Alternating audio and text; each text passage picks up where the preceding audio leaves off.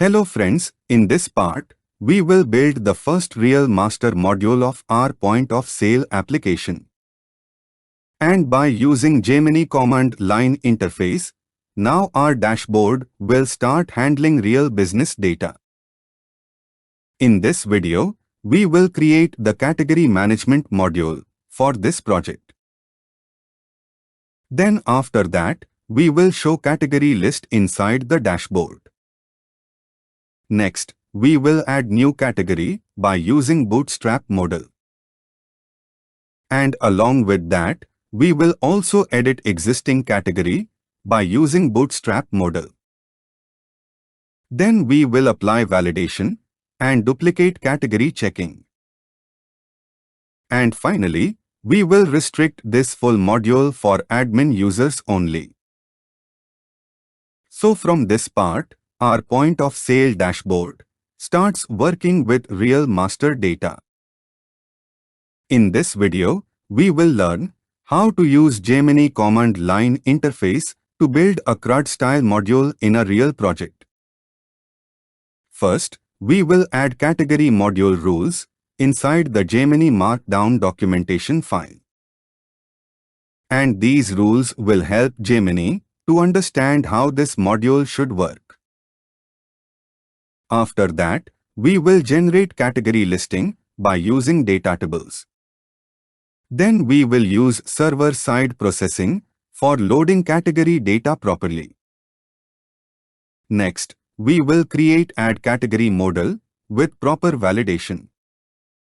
And along with that, we will also create edit category modal with pre-filled data. Then we will make sure that this full category module is accessible only by admin users. So in this part, we are building the first real module inside the point of sale dashboard. Before building product management, we need a clean category module in this point of sale application. Because categories help us organize products in a proper way.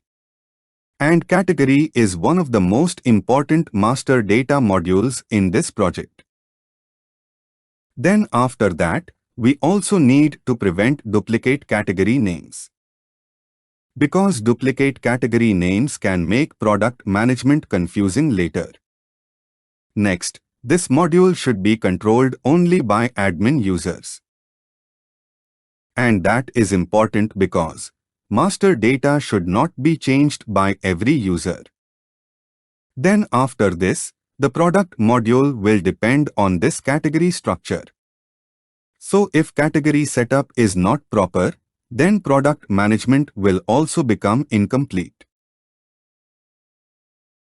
In this part, we will add category module rules inside the Gemini Markdown documentation file.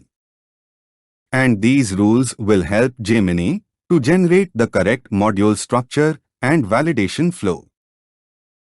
First, we will tell Gemini that this category module is accessible only by admin users. And this is important because staff users should not manage master data. Next, we will tell Gemini to use jQuery DataTables with server-side processing. Then after that, we will tell Gemini to use Bootstrap 5 Modal for add and edit forms. And this is useful because it keeps the interface simple and user-friendly. Next, we will define that the category name is a required field. After that, we will tell Gemini not to insert duplicate category name. And we will also tell Gemini not to update category name to an already existing value. Finally, we will tell Gemini to keep the code simple, clean, and beginner-friendly. So these instructions clearly tell Gemini how listing, validation, and access control should work. Now after adding these rules, we will move to the practical part of this video. And here, after updating Gemini Markdown documentation file, we will generate the category module step by step. So first, we will open the Gemini Markdown documentation file again. Then after that, we will add all category module rules properly. And once these instructions are ready, next we will write the prompt for category list page. After that, we will write the prompt for add category modal. Then we will also write one more prompt for edit category modal. And once all prompts are ready, we will run each prompt in Gemini command line interface one by one. Then after that, we will review the generated code carefully in editor. And finally, we will test the output in the browser. So in part 4, we are now turning dashboard navigation into the first real CRUD module. Now we are moving from presentation explanation into the practical section of this part. And here, first we will open the Gemini Markdown documentation file. Then after that, we will add one new rule block for the category module. So now, we are writing the heading category module rules. Under this block, first we are telling Gemini that the category module is accessible only by admin users. And this is important because staff users should not manage master data. Next, we are writing the rule to use jQuery DataTables with server-side processing. And this is useful because category listing should work properly in real projects. After that, we are telling Gemini to use Bootstrap 5 modal for add and edit forms. So by using this, add and edit flow will stay simple and user-friendly. Next, we are writing the rule that category name is required. And this is important because empty category record should never be saved. Then after that, we are telling Gemini not to insert duplicate category name. And this is useful because master data should stay unique and clean. Next, we are also telling Gemini not to update any category name to an already existing value. And this will help us to prevent duplicate names during edit also. Finally, we are telling Gemini to keep code simple, clean, and beginner-friendly. So now, our Gemini Markdown documentation file is ready for category module generation. Next, we will write the first prompt for category list. Now we are writing prompt 1 for generating category list with DataTables. Here first, we are telling that Gemini to read Gemini Markdown documentation file and use the existing point of sale project structure.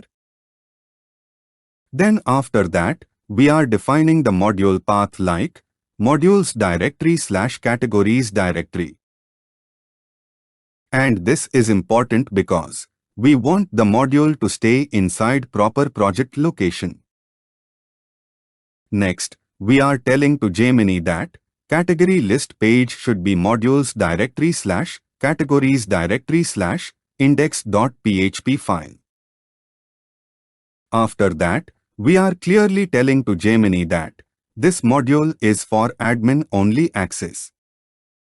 Then we are asking Gemini to use jQuery DataTables with server-side processing. And this is useful because category list should load in a structured way. Next, we are also telling Gemini to support add category with Bootstrap Modal. And along with that, edit category should also work by using Bootstrap Modal. Then after that, we are asking Gemini to include front-end and back-end validation. So now prompt 1 is ready. Now we will run this prompt by using Gemini command line interface.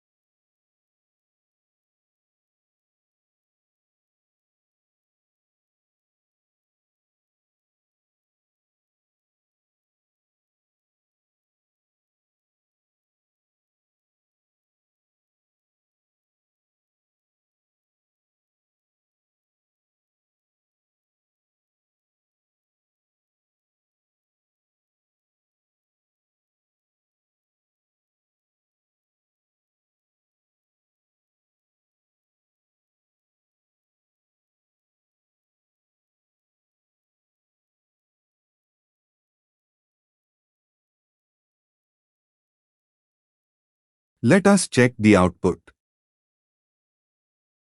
Here, we can see that Gemini has generated the category list module code. And it creates the category listing page inside modules directory / categories directory / index.php file. Then after that, it adds jQuery DataTables integration with server-side processing. And along with that, it also includes add and edit action flow in the list. This output is correct because it follows the module path and listing rules properly. And this output is useful because now our category module gets its main working page.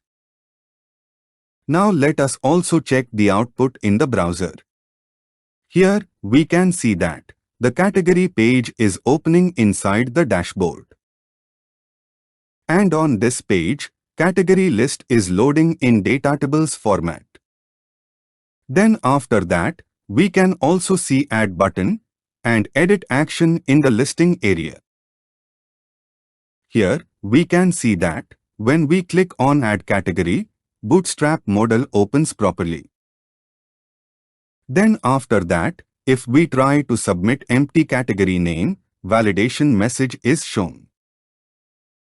And when we enter a new category name, then it gets saved successfully. Next, if we try to add the same category name again, duplicate check prevents insert. So this browser output is correct because Add category feature is now working properly. Here, we can see Gemini has generated the Edit category feature. And it adds Edit button functionality in each category row. Then after that, it opens Bootstrap Modal with pre-filled category data. And along with that, it also applies front-end validation before update. Next, back-end validation is also included for duplicate name check. Then after that, category record is updated only when validation passes. This output is correct because it handles both edit user interface and safe update logic. And this output is useful because now the category module becomes practically complete. Now at this stage, our category module is fully working in practical way. And we have list, add, edit, validation, and duplicate checking all together. So in this practical section, we have completed the first real CRUD module of our point of sale application. If you like this video, please like and subscribe it. And if you want future video updates, please subscribe our channel and share video with other people also.